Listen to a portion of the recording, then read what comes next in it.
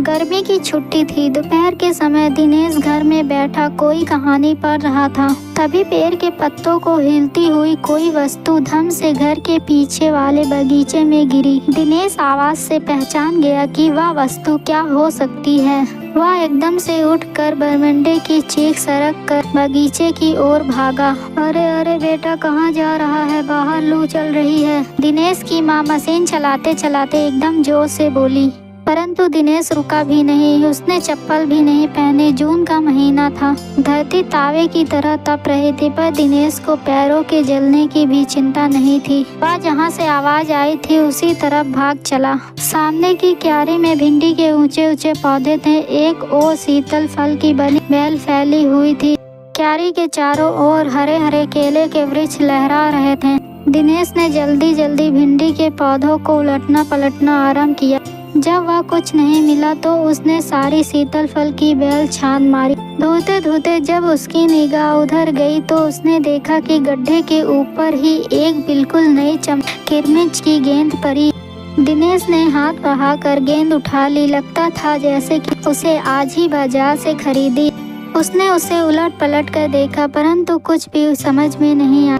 नजर उठाकर उसने पास की 3 मंजिल इमारत की ओर देखा कि हो सकता है किसी बच्चे ने इसे ऊपर से फेंका हो, परंतु उस इमारत के ओर खुलने वाले सभी दरवाजे और खिड़कियां छत की मुंडेर से लेकर नीचे तक तेज धूप चिलचिला रही।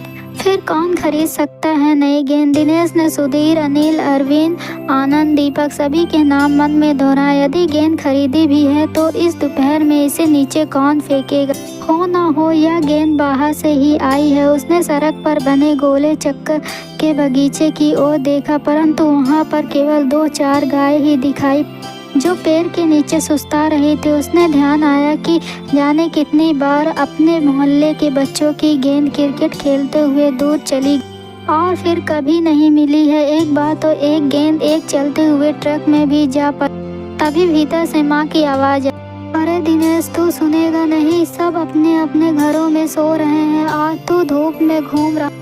दिनेश गेंद को हाथ में लिए हुए भीतर आ गया और ठंडे फर्श पर बिछी पर वह लेट गया और सोचने लगा, भले ही वह यह गेंद मोहल्ले में किसी की ना हो, परंतु ईमानदारी इसी में है कि एक बार सबसे पूछ लिया।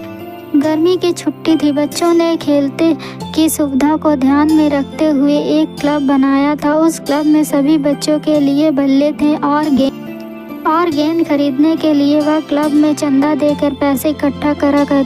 शाम को सारे बच्चे इकट्ठा हुए। दिनेश ने सभी से पूछा, मुझे एक गेंद मिली है, अगर तुम में से किसी की गेंद खो गई है तो वह गेंद की पहचान बताकर गेंद मुझसे ले सकता। तभी अनिल, गेंद तो मेरी खो गई। कब खोई थी तेरी? या कोई 4 महीने पहले। तो वह गेंद तेरी नहीं है। दिनेश ने, तो फिर वह मेरी होगी। सुधीर ने तुरंत उस पर अपना अधिकार जताते हुए, वह कैसे? दिनेश ने पूछा। तो मुझे गेंद दिखा दे, मैं अपनी निशानी बता दूं। वाह, ये कैसे हो सकता है? दिनेश ने बोला। गेंद देखकर निशानी बताना कौन सा कठिन है, बिना देखे बता तो जा।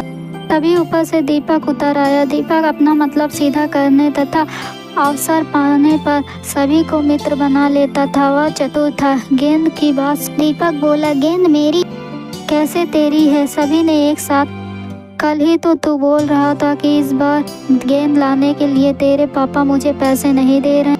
मेरी गेंद तो 5 महीने पहले खोई थी। दीपक ने, बड़े भैया की शादी हुई थी तभी सुनील ने मेरी गेंद छत से नीचे फेंक दी थी। दिनेश अच्छी तरह जानता था कि वह गेंद दीपक की नहीं है। गेंद उसकी 5 महीने पहले खोई और यह कभी नहीं हो सकता। गेंद 5-6 महीने पड़ी रहे और उस पर मिट्टी का एक दाग भी ना लगे। दीपक ने, मैं कुछ नहीं जानता, गेंद मेरी है और वह मेरी है, सिर्फ मेरी। अरे जा बड़ा आया गेंद वाला, क्या सबूत है कि यह गेंद तेरी है? अनिल ने पूछा। दीपक ने कहा, हाँ सबूत है, मुझे गेंद दिखा तो मैं फौरन बता दूंगा। दिनेश ने देखा झगड़ा बढ़ रहा है। गेंद हथियाने के लिए दीपक सुधीर और सुनील का सहारा ले रहा है। अच्छा, मैं गेंद ला रहा हूँ, परंतु जब तक पक्का सबूत नहीं मिलेगा मैं किसी को दूंगा नहीं, दिनेश ने कहा। गेंद आ गई। दीपक उसे देखते ही बोला, यह मेरी है, यही है मेरी गेंद। यह लाल रंग का निशान मेरी गेंद पर ही। वाह, सभी गेंद पर ऐसा ही निशान होता है, अनिल ने दिनेश का साथ लेते हुए कहा। दीपक ने फिर जोर लगाया, मैं अपने पापा से कहलवा सकता हूँ कि यह मेरी गेंद। अरे जा, ऐसे तो मैं भी अपने बड़े भाई से कहलवा सकता हूँ कि यह दिनेश की गेंद है, अनिल ने कहा। कुछ भी हो, गेंद मेरी है। दीपक ने उसे धरती पर ठप्पा पड़ते हुए मेरी गेंद में से ऐसी ही आवाज आती।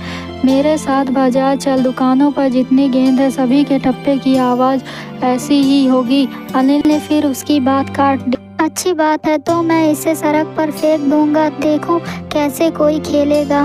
दीपक ने जैसे गेंद को सड़क पर फेंकने के लिए हाथ उठाया कि और दिनेश ने उसे पकड़ लिया। अब दीपक ने रुआसे होते हुए अपना अंतिम हथियार अपना बोला, या तो गेंद मुझे दे दो, नहीं तो मैं इसके पैसे सुनील से लूंगा। अब तो सुनील, दीपक और सुधीर का गुट मजबूत होने लगा था। तीनों का एक ही कहना था कि गेंद दीपक की है और उसे ही मिलनी चाहिए। दिनेश तब तक चुप रहा। वास्तव में दिनेश का मन उस समय सबके साथ मिलकर उस गेंद के साथ खेलने को कर रहा था। बोला, अब चुप भी रहो, झगड़ा बाद में करेंगे, अपने अपने बल्ले ले आओ, पहले खेल लें। 5 मिनट के भीतर ही खेल आरंभ हो गया। दिनेश बल्लेबाजी कर रहा था। अभी 2-4 बार ही खेले थे कि वहां चमकदार नई गेंद एकदम जोर से उछली और दरवाजा पार कर सड़क पर जाते हुए एक स्कूटर में बने सामान रखने की जालीदार टोकरी में जा गिरी। स्कूटर वाले को शायद पता भी नहीं चला। तेजी से चलाते हुए स्कूटर के साथ गेंद भी चली गई। बच्चे पहले चिल्लाते हुए स्कूटर के पीछे भागे, परंतु जल्दी ही सब रुक गए। वे समझ गए थे कि स्कूटर के पीछे